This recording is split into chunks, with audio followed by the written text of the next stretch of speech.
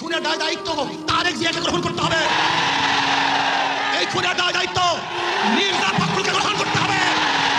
এই খুনের দায় দায়িত্ব বিএনপি গ্রহণ করতে হবে। এই খুনের দায় দায়িত্ব প্রত্যেক প্রশাসন গ্রহণ করতে হবে।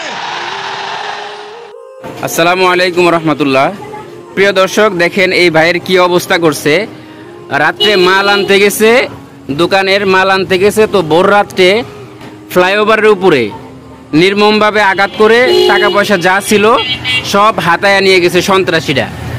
তো সম্পূর্ণ ভিডিও আপনারা দেখতে থাকুন।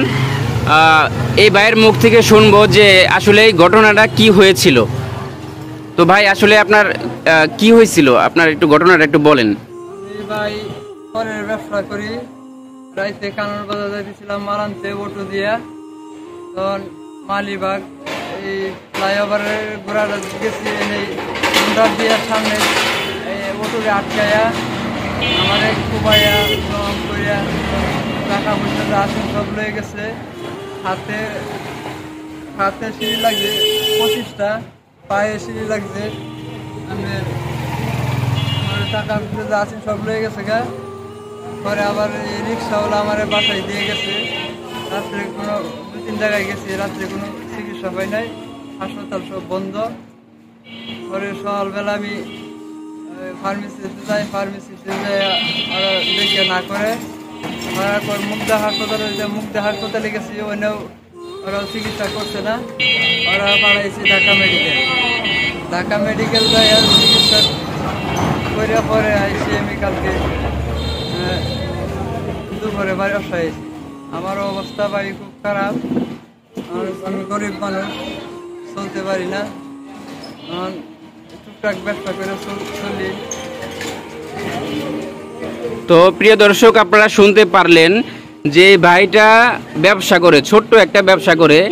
তো উনি রাত প্রায় 2টার দিকে মাল আনতে যাওয়ার সময় মালিবাগ ফ্লাইওভারের উপরে হঠাৎ ফ্লাইওভারের নিচে হঠাৎ করে তার কাছে কয়েকজন লোক এসে, মোটরসাইকেল দিয়ে কয়েকজন লোক এসে তাকে বিভিন্নভাবে আঘাত করে, ছুরি দিয়ে এবং বিভিন্ন অস্ত্র দিয়ে তাকে আঘাত করার পর তার কাছে যা টাকা পয়সা ছিল সব টাকা পয়সা নিছে। এরপরে এইভাবে তাকে নির্মমভাবে আঘাত করছে। তো এই ভিডিওটা বেশি বেশি করে শেয়ার করে দিবেন, আর দেশে যেন এই সমস্ত অরাজকতা না সৃষ্টি হয়, এই জন্য আমরা সরকারের কাছে আকুল আবেদন রাখব। তো অবশ্যই আপনারা ভিডিওটি শেয়ার করে দিবেন যেন এই ভিডিওটি প্রত্যেকটা মানুষের কাছে পৌঁছে যায়, আর বিশেষ করে প্রশাসনের কাছে যেন এই ভিডিওটি পৌঁছে যায়, যারা যেন ওনারা দেখতে পারে যে আসলে দেশে কি শুরু হয়েছে এগুলো। তো আমি আর বেশি কথা বলবো না। তো এই ভাই আসলে অনেক গরিব মানুষ, ছোট্ট একটা ব্যবসা করে ওনার সংসার চালায়। এখন উনি চিকিৎসাটা পর্যন্ত ঠিক মতো করতে পারে না। রাত 2টার সময় কোনো চিকিৎসা পাওয়া যায়, কোনো চিকিৎসাও ঠিক মতো করতে পারে নাই উনি।